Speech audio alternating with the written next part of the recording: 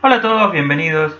Estuve viendo en YouTube un video donde aparece Ellen DeGeneres, de profesión lesbiana, ante un público muy numeroso, mostrando un producto que le indignó, un bolígrafo para mujeres que sacó a la venta eh, alguien en Estados Unidos. Y satirizaba ese producto y criticaba este absurdo sexismo de esa publicidad. Eh, la publicidad sin duda fue realizada por una empresa de 50 empleados, lo que puede tener una fábrica de bolígrafos. Esta fábrica no tiene una oficina de marketing, obviamente, y este hombre quizás aprendió a sexualizar un producto para duplicar las ventas de algún video de YouTube, probablemente el mío que subí, que subí aplicando esta técnica. Y la aplicó de un modo amateur, torpe, absurdo, al ser un bolígrafo rosa para mujeres, o no sé qué diferencia tendría. Y aparece esta señora ahí desproticando y hablando de los estereotipos sexistas que quieren imponernos y bla, bla, bla. Ese discurso se puede resumir así. El mundo está en manos de los fabricantes de bolígrafos. Donde vean un bolígrafo están viendo una conspiración mundial de los viromati que intentan imponer sus prejuicios a la sociedad. Y por suerte tenemos pequeños grupos de resistencia de ciudadanos libres como la corporación Fox que nos defienden. A eso se puede resumir ese discurso. Esto me trajo a la mente dos cosas.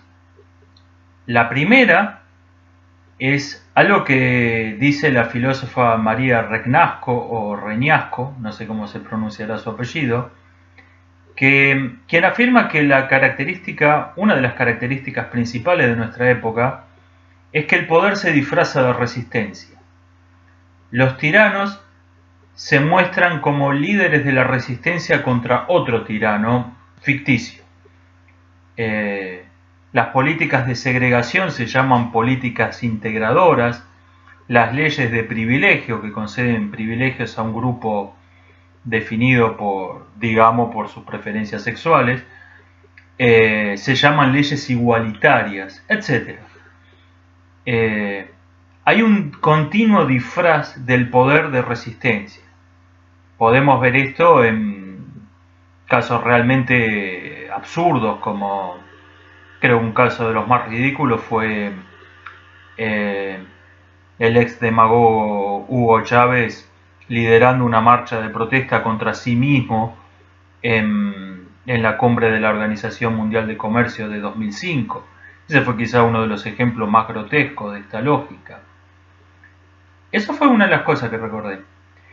También me trajo a la memoria otra, de Burgo Partridge, Historia de las Orgías. Dicho sea de paso, un libro muy divertido. Si tienen al menos 15 años, se los recomiendo. Es un libro muy divertido y muy inteligente. Ahí dice Partridge algo interesante sobre la naturaleza del poder. Una de las características más peligrosas de quienes aspiran a ejercer la autoridad con tanta firmeza como los padres del puritanismo y los padres de la Iglesia medieval es que la esencia odiosa de sus objetivos constituye a la vez la clave de su éxito. Los que desean hacerse con el poder generalmente lo consiguen si ponen suficiente empeño en la empresa, sobre todo si las personas a las que pretenden dominar se encuentran en tal situación de rebeldía que no pueden tolerar el grado de organización necesario para oponer una resistencia eficaz. El autócrata en ciernes concentra toda su energía en su propósito. El hombre tolerante, anárquico y sexualmente desinhibido canaliza la suya por vías diversas. Esto es una idea que se encuentra en varios pasajes de la obra de Partridge. Partridge dice que siempre, en todo tiempo y lugar, va a haber grupos de neuróticos sexuales organizados y que tienden a organizarse porque la perversión es organización, básicamente. Además, al no canalizar energía, su libido por la vía natural, la concentran en sus objetivos. El poder no es un medio para un perverso, es un fin en sí mismo. El poder lo excita. Mientras que las personas razonables tienden a tolerar mirando con bronca a los poderosos, pero sin oponerles una resistencia organizada, porque para estos la política es un medio, no un fin en sí mismo. La multitud rebelde no acepta el grado de organización mínimo para oponer una resistencia eficaz a la tiranía de la minoría de neuróticos. Cuando Partridge escribió esto, la Segunda Guerra Mundial estaba muy cerca en el tiempo, y tenemos este cuadro de que la resistencia en los países ocupados por la dictadura nazi, quizá eran los buenos, en tanto que se oponían a esa minoría de neuróticos que había ocupado Europa. Sus métodos, sin embargo, eran los mismos del nazismo y no nos caen mucho más simpáticos. Eran gente tan desagradable como los propios nazis. Entonces, si no tenemos las personas razonables, no toleramos siquiera ese grado de organización, no podemos oponer una resistencia eficaz a las minorías de neuróticos organizadas. Esto sonaba razonable en 1950. Ahora bien, el régimen que gobierna el mundo hoy aplica la ideología del régimen que gobierna el mundo hoy, aplica de modo perverso las ideas de los pensadores de avanzada, de los pensadores racionales de la segunda posguerra. Han tomado movimientos artísticos críticos antisistema, han inspirado las técnicas de propaganda que hoy utilizan Rusia, Estados Unidos.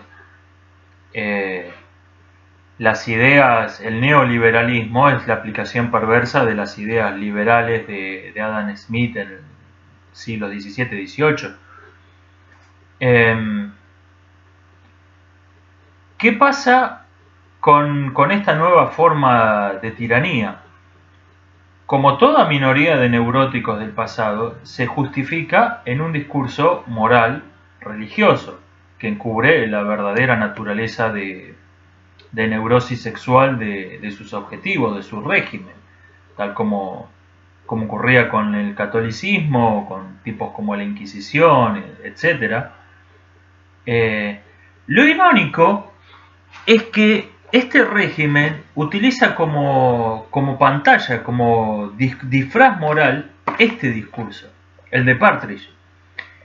Nos dice la Inquisición del siglo XXI, nos dice: nosotros somos un grupo de minoría, nosotros somos un grupo de resistencia contra una minoría que quiere esclavizarnos. Nosotros somos la resistencia, nos dicen los nuevos Hitler, como esta muchacha Ellen DeGeneres. Los poderosos, la minoría de neuróticos organizada, nos dice: nosotros somos un grupo de resistencia.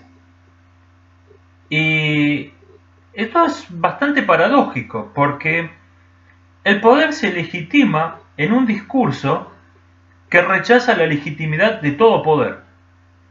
El discurso de los tiranos que gobiernan el mundo nos dice: el poder es una mala cosa, la política es una mala cosa, el orden es malo, sé libre, sé tú mismo, haz lo que quieras, sé anárquico, sé individualista, no te metas en política, la política es mala. Eso sí, para que grupos que quieren esclavizarnos, no identificados con un sexo, con una minoría religiosa, con lo que sea, no nos esclavicen, tenemos que meternos en política, aunque sea desagradable.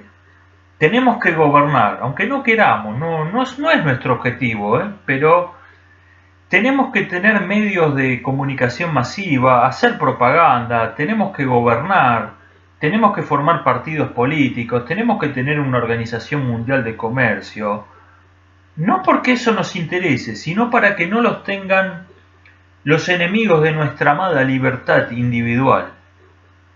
Y desde luego esto es tan falso como la fe religiosa del sádico inquisidor. Esa gente quiere el poder. Esa gente está tan atraída por el poder como lo ha estado toda minoría de neuróticos en la historia. Este disfraz paradójico nos oculta la verdadera naturaleza de este poder. Es una manifestación de protesta contra sí mismo. Y una vez que capta a la masa, la dirige, porque desde luego, poder de resistencia necesita un tirano al que oponerse. Entonces lo inventa.